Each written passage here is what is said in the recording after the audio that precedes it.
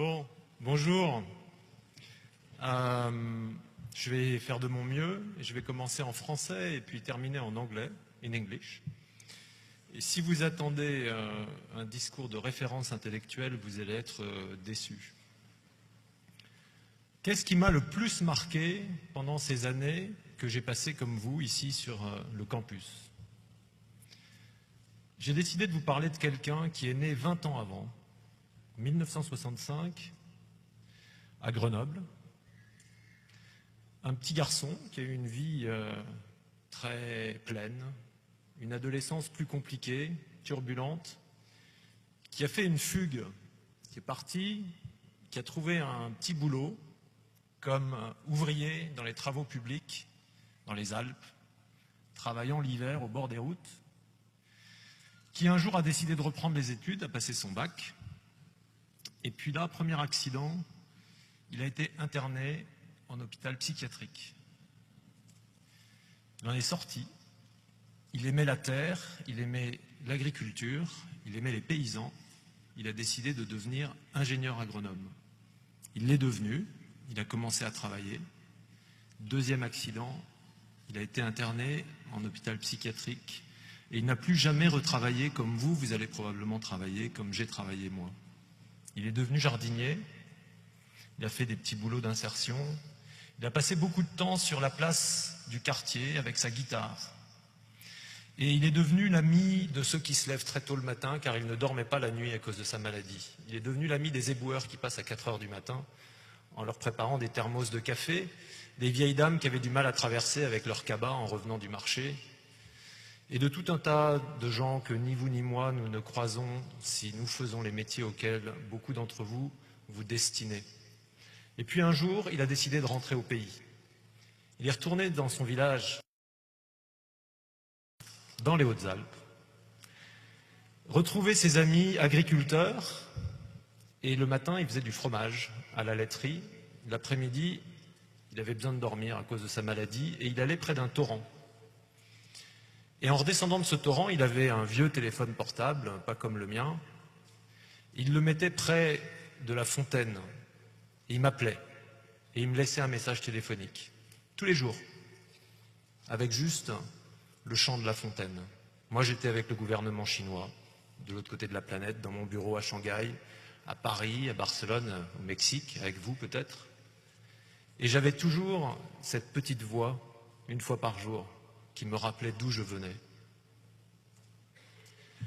Une nuit, quelques heures après que je l'ai laissé pour aller grimper en montagne, il est mort, emporté par sa maladie, il y a 5 ans. C'était mon frère. Qu'est-ce qui m'a le plus marqué pendant ces 3 ans ici? C'est ce coup de fil que je n'aurais jamais voulu recevoir, à 21 h, au bâtiment C, 4e étage. « Faber, c'est pour toi !» Et où j'ai appris que mon frère venait d'être interné pour la première fois en hôpital psychiatrique, diagnostiqué avec une schizophrénie lourde. Ma vie a basculé, peu d'entre vous le savez, mais il m'a fallu apprendre à négocier avec quelqu'un qui a une arme à feu et qui n'a pas sa raison, apprendre à passer des nuits à le chercher dans les villes, apprendre le milieu des hôpitaux psychiatriques, apprendre à parler le langage des fous pour ne pas perdre le dialogue, découvrir la beauté de ce langage, découvrir que la normalité, ça enferme beaucoup, découvrir la beauté de l'altérité, m'ouvrir à plein de choses. À cause de lui, j'ai découvert l'amitié de SDF. De temps en temps, je vais dormir avec eux. J'ai découvert qu'on pouvait vivre avec très peu de choses et être heureux. Je suis allé séjourner dans des bidonvilles, à Delhi, à Bombay, à Nairobi, à Jakarta. Je suis passé au bidonville d'Aubervilliers. Vous savez, c'est pas très loin de chez nous, à Paris. Il y en a un. Je suis allé à la jungle de Calais. Et tout ça a nourri une chose. C'est que désormais, après toutes ces décennies de croissance, l'enjeu de l'économie, l'enjeu de la globalisation, c'est la justice sociale. Sans justice sociale, il n'y aura plus d'économie. Les riches, nous, les privilégiés, nous pourrons monter des murs de plus en plus haut, comme l'Arabie Saoudite le fait en ce moment, comme les États-Unis l'ont fait avec le Mexique, comme on est en train de le faire autour de l'Europe. Mais rien n'arrêtera ceux qui ont besoin de partager avec nous. Il n'y aura pas non plus de justice climatique sans justice sociale. Ça ne tient pas. So why am I telling you all of this? Because today you graduate. You're facing the future, and I would like to congratulate each and every of you. In the same time, you have now a very powerful tool in your hands. And the question is, what are you going to do with it? Why are you going to be in finance, in marketing, a lawyer, a social entrepreneur, a business leader? And how are you going to go about your leadership in these areas? Because in the same time, what I know for sure, after 25 years of experience, is that you have been taught that there was an invisible hand, and there is none. Maybe there is one, but I can tell you it's more handicapped than my brother. It's broken.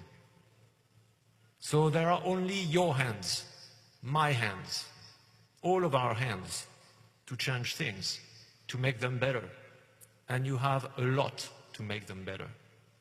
You will have to overcome 3 main diseases that easily come with the status that you just obtained through this graduation, my friends.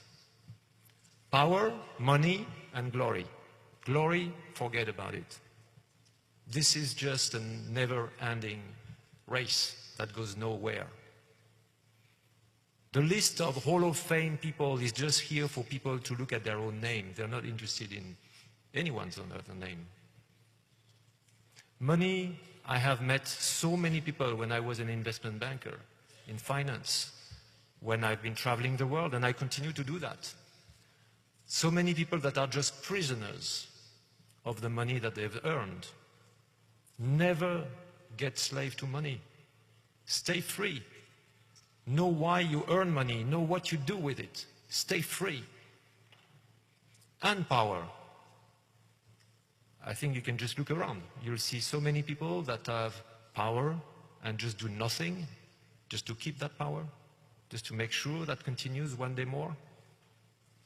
Power makes sense only if your leadership is a leadership of service.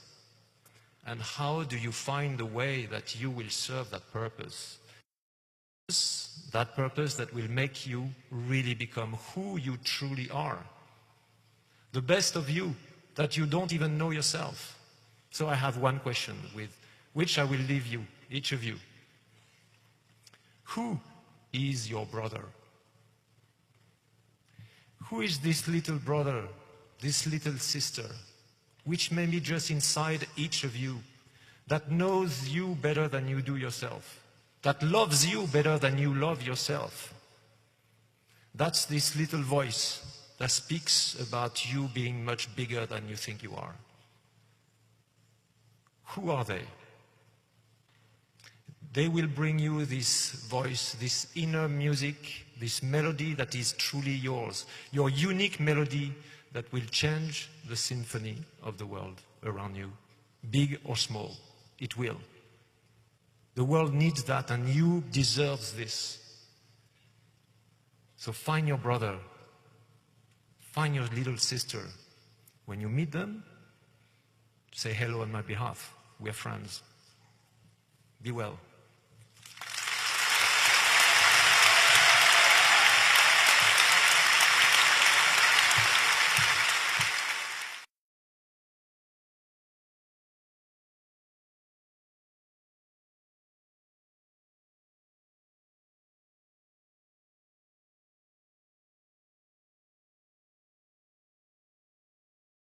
L'émergence inédite d'une génération de jeunes citoyens sans abri, sans espoir de logement, nécessite une mise en place urgente de cabines de douche publiques.